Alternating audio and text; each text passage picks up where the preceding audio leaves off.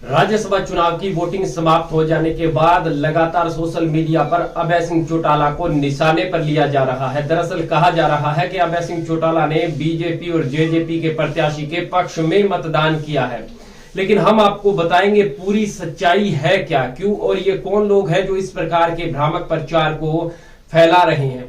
दरअसल अभय सिंह चौटाला ने निर्दलीय प्रत्याशी कार्तिकेय शर्मा के पक्ष में मतदान किया था, जिसको बीजेपी ने भी वोट किया, जेजेपी ने भी वोट किया, निर्दलीय ने भी वोट किया और एक कांग्रेस के विधायक ने भी उनको वोट किया। तो अभय सिंह चौटाला ने भी उन्हीं को वोट किया। लोग कहते हैं कि कार्तिकेय शर्मा जीत करके यदि जरूरत पड़ी तो राज्यसभा चुनाव में बीजेपी का साथ देंगे। तो इसमें अभय सिंह चौटाला की क्या गलती है, क्योंकि हरियाणा की जनता ने भी जननायक जनता पार्टी को यानी कि दुष्यंत चौटाला को भाजपा और कांग्रेस के खिलाफ जाकर के वोट दिया था, 10 सीटें जिताई थी, लेकिन समय आने पर वो भी भाजपा के साथ मिलकर के सरकार बना ली। तो इसमें क्या गलती वोट करने वाले की है या फिर दुष्यंत चौटाला की है। दरअसल कुछ लोग यह कह रहे हैं कि उनको भूपेंद्र सिंह हुड्डा का साथ देना चाहिए था, क्योंकि जेजेपी और बीजेपी किसानों के खिलाफ है। तो आपको बता दें, भूपेंद्र सिंह हुड्डा के साथ मिल करके यानी कांग्रेस के साथ मिलकर के इंडियन नेशनल लोकदल पार्टी ने एक बार अपना साझा प्रत्याशी भी खड़ा किया था। 2016 की बात कर रही हैं।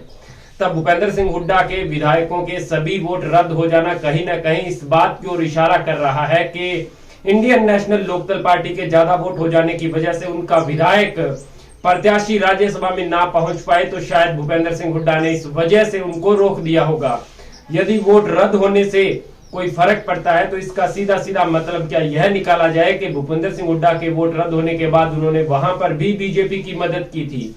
क्योंकि ये तमाम तरह की खबरें फैलाई जाती हैं, ऐसा नहीं होता है। वास्तव में तमाम जो नतीजे हैं वो देखने के बाद, समीकरण देखने के बाद, अपने पार्टी प्रत्याशियों की सुनने के बाद, पार्टी के कार्यकर्ता और हाईकमान की सुनने के बाद एक विधायक को यह दिशा निर्देश दिया जाता है कि हमें किसके पक्ष में मतदान करना है, और चाहे वो हारे या न हारे। अब अभय सिंह चौटाला ने वोट कर दिया तो कुछ लोगों का यह भी कहना है कि उनको मतदान नहीं करना चाहिए था, यानी कि उन्होंने मतदान करके भाजपा का सपोर्ट किया है।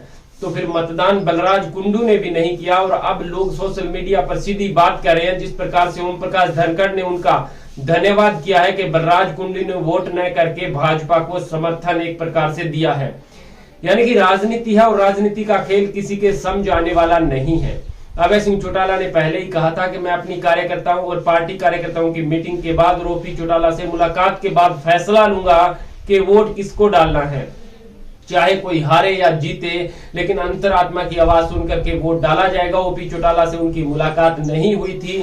फिर उन्होंने कार्यकर्ताओं की मीटिंग बुला करके फैसला लिया गया और बताया गया कि कार्तिकेय शर्मा के पक्ष में मत डाला जाएगा, और वो भी एक दिन पहले अभय सिंह चौटाला ने खोल करके ऐलान मीडिया के सामने कर दिया था।